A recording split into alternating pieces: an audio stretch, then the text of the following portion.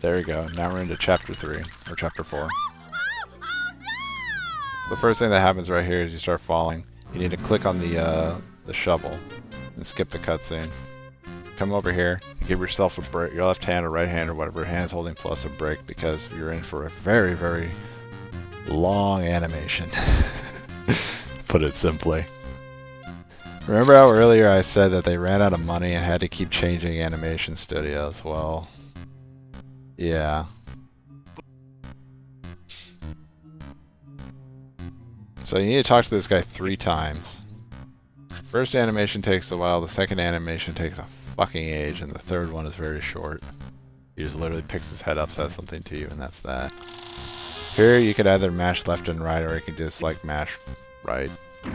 I personally try to skip as much voice lines as possible, so that literally none of them get played out, so I just keep mashing like mad. He looks at you and that's that. Okay, so we need to go to the right. Go over here, and you have Bart Simpson with a... right here, midget Bart Simpson, stick his tongue out at you. Here's the first instance of real RNG in the game. Randomly, there is a little like bucket on a rope that's underneath this pumpkin. You need to keep cycling the screen until it's there, and then you need to specifically click on it. So let's see what I get. So I didn't get it. Blah blah blah. Okay, it's there this time. What this is called is Pumpkin Please, coined by Jam. Once it's there, you gotta click on it. Make sure to click on it specifically right there. Otherwise, you'll end up clicking on that web, and then you'll get killed by a spider. So you have to pick up the spine. The foot in the bag is optional. You need the foot in the bag to get a flower later on. I suppose a girl... And there's 2 ways to the foot. You need to get a flower. You can get the flower in chapter 6 through alternate means. It's personally, I think it's inconsequential which way you get it. Now you could leave like this, but specifically as Rosella, you actually want to leave out here because it skips a couple frames of when she's like hopping out. So then we go left over to Mort Cadaver's house. Alfalfa over there is tagging up his house. And it's a cutscene as well, so you can just skip that real quick. And we go to Mort Cadaver's place. Mort Cadaver is the good doctor who's missing a spine. Fortunately, we're about to surprise him with one.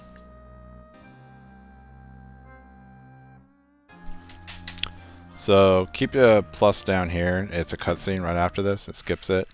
As soon as you're in this, grab the spine, click it on him, and then skip the cutscene.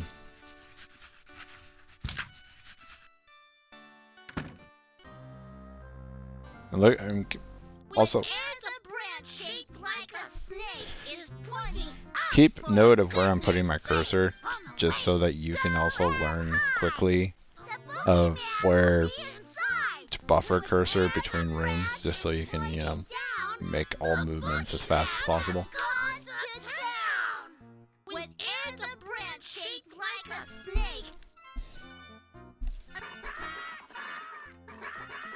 And also keep note of that song and what they're saying, because that's actually a hint for a puzzle later on. So they lower their bucket, blah blah blah, and say, hey, come on, it's a trap. So what you need to do is put the pet there, and then skip the cutscene, you get the rat. Go over here, give the rat to the guy, skip the cutscene, he gives you a flute. Go over here, there's a cat that they're burying. Free the cat, which is necessary. It's actually an optional, it's necessary for the speedrun, but it's optional in the game. It's faster to get this. Now, here's a point of contention between runners. There's multiple ways you can get over to where you need to go. We need to get over to the Boogeyman's place. We haven't seen the Boogeyman yet. There's a reason why I'm pausing the game. If you wait too long in one area, Boogie will show up and, well, he'll do what he does to you. Kill you. We don't want to say hi to Boogie. Boogie's not a good guy. So, you need to spend as least amount of time on a screen to prevent Boogie from coming to you. So, We need to get over to where Boogie is. So there's multiple ways to get over there. This place is just one big like loop of screens. You can go south and then west. If you do that, however, or no, you have to go west from here, then south, and then west. If you do that, you're hitting one animation that you always have to get no matter what. Another animation of the cat like rubbing itself on a gravestone and then walking slowly off to the left. Now, that might be favorable for some people. Unfortunately, well, it might be favorable. The reason why is because the position of, just like what the kids were saying, the position of this tree branch being either up or down will signifies whether or not Boogie is home, up, home, or gone, down. So it's RNG based and you have to cycle the screen for it, just like their fucking little bucket. Transitions, as we've seen, from left to right, very fast. Transitions up and down, very slow. However, there is a path to get over there that is significantly faster than waiting through that cat's animation. That's if you go left twice from here, and then down. If you get bad RNG with that one, you're wasting a lot of time. So that's kind of like world record strats. You're going to go for world record, you're going to have to do that path rather than the other path. So I'm going to do that particular path for this. Actually, no, I'm going to do the other path because it's more beginner friendly.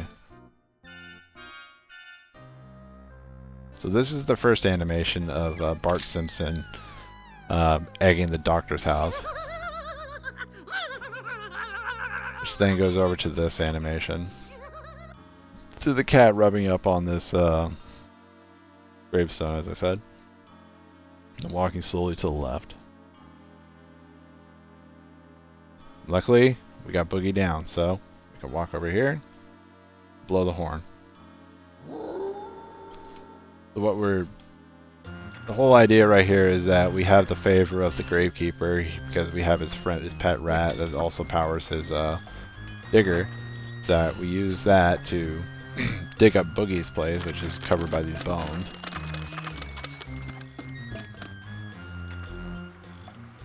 And then we need to go in there. Notice how I don't have my mouse on this? That's because we still have... Oh wait, no, never mind. Never mind, disregard that. That's for later. So we need to go down here. There's a quick little puzzle right here. It's skull, bat, spider.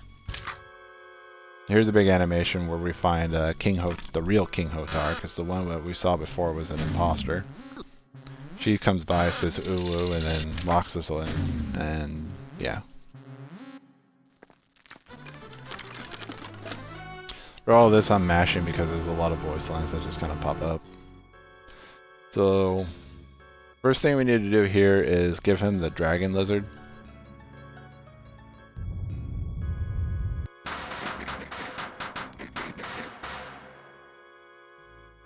Give him the dragon lizard, then use the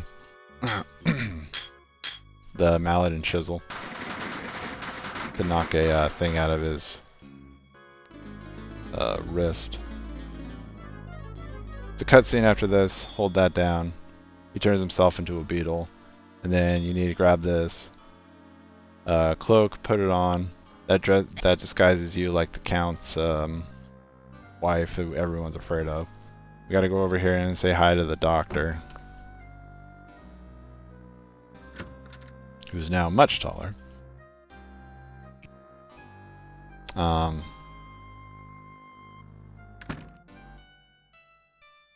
Put your cursor over him, start mashing, to start talking to him, to go over and start talking to him. Then immediately move it over here to skip the cutscene. He gives you the,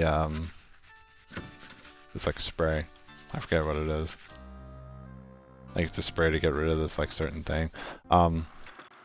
What we need to do right here, this is an easy thing to skip, is we need to get the Gravedigger's shovel. And there's a reason why I'm specifically doing this right now. If you were to come here with Rosella when she's not in this cloak, there's an animation for her picking this up, but because she's in the cloak, it skips the animation. Gotta save those frames. So we go down here, we say brew, they get scared. Alfalfa and Spanky get scared and run away. Those little rascals.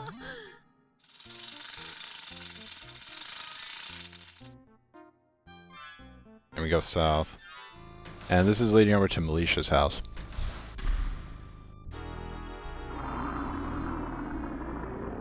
So we use our spray, which gets rid of this plant monster.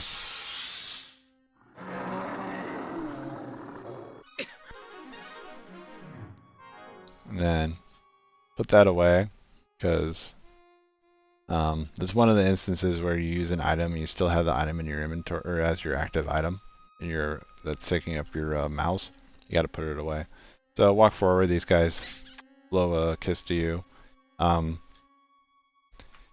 If you want to go without the foot in the bag, you can ignore them and keep going east. Otherwise, if you want to get the flower early, give them the foot in the bag. They eat it. Click on the flower. Pick it up. Keep walking forward. It's probably best not to mash too much right here because she starts like going crazy. There's a cutscene right there that this thing the fast forward button pops up. Ignore it. You can actually click off of that one. Click past that one. And now we are on to the wonderful Cuddles RNG. Good dog, bad dog. Percentage chance that Militia's dog will be inside the house, and when it's inside the house, that means she's inside the house. Oh, I forgot. That thing will kill you if you wait there too long. If she's inside the house, and you don't want to go in while the dog's barking, and it's purely RNG. If the dog is barking, you have to go out of here, from that screen down to here. You have to go east, back west, and then back in there to see. You can't just go back and forth. The dog will endlessly bark. Okay, so I'll show you. Dog's barking. Go over here, go over to the east. Swing the mouse over, go to the left. Right back up here. Dog's barking. You cannot, like I said, this sucks, but it is what it is. This is the way the game works. Thanks, Roberta. Eventually the dog will just shut up. This area right here is just a pitfall of nothing but slow animations. So you really have to just direct Rosella to each spot. So when I'm coming in here, I'm usually clicking like right here, and I get her over to here, then I click on it. Then make sure that she's, of course, in the right spot. Pull out the shovel, start digging. She'll play this fantastic repeated animation over and over and over again. And then I walk her over to this black spot right here, and then click on it. Because she has to take off the cloak, hang it up, and then walk in there. If you just click on it, she will slowly walk over there, take that off, and then go back in. So right here, you want to click right here, the dog will come up, you want to use the spray on its nose, hold plus, put it right here, because it'll skip the following cutscene. And then Rosella will start slowly creeping in, blah blah blah. You want to click on the third drawer under the dresser right here. Then you get Rosella fashion review. How odd. You have to keep mashing right here because each of these are in individual activations. Ew. She does her best. Wow. Never mind. For some reason I want to say Will Ferrell. That's not right.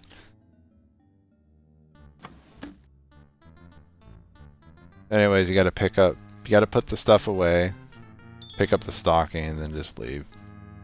back the way you came. If you go out, you get killed by the gargoyle. Important as well, you have to pick this back. You have to pick the cloak back up because Boogie will come and get you. He's on high alert, hence why we're dressed in camo, or we're hence why we're wearing that. Starting to lose my train of thought here. So the werebear comes out. What you need to do is take the little silver pellet, as it's called, and the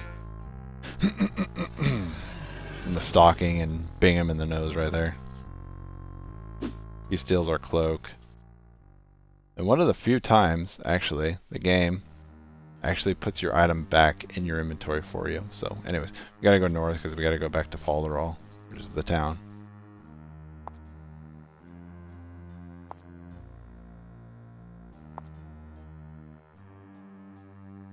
Just like the first time Valenice came here, there's a cutscene that plays because the guard behind it starts saying some stupid shit to you.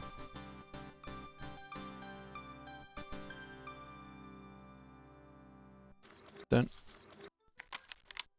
over there, skip him. Luckily this time, when you talk to Fifili Yip Yap, you don't have to give him some item. He just says, "Oh look, it's another one of those pink things." He bites his tail. Tells you that your mother was here.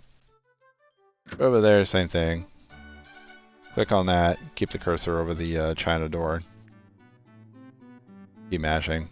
Save a couple frames right there by clicking just before the stairs. Take your finger off plus if you want. I try to get this as close to first frame as possible, so.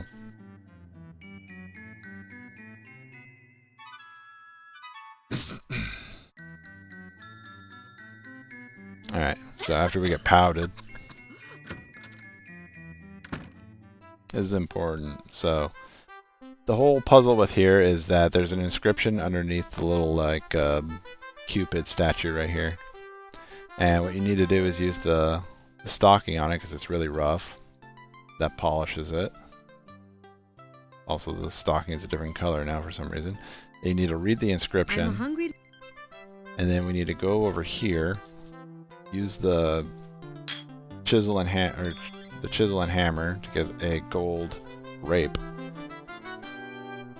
You don't need to look at it. You just need it. Gold grape, and then you need to use it on the statue. Which then spits it out inside of this. The fountain. Now, important. If you just click on the fountain, it's another slow walk. What she does is she walks slowly over here, and then behind the fountain. So, well, actually, that's not what happened. What you need to do is use. Let me back that up. What you need to use is the wand on the scarab, which bring Hotar back to his normal form. But if you do that, she'll slow walk over there. So we'll walk over here, do that, click on that. There you go. He wakes up. Alright, this is the last thing we need to do. So we need to take the wand, put it to the eye, swing it around, and there's a hitbox at the bottom of it that switches its mode. And you click on it, you'll notice like that right there will change. You can do that later on, but it's a lot cleaner to just do it right now. Or you can do that during Chapter 6.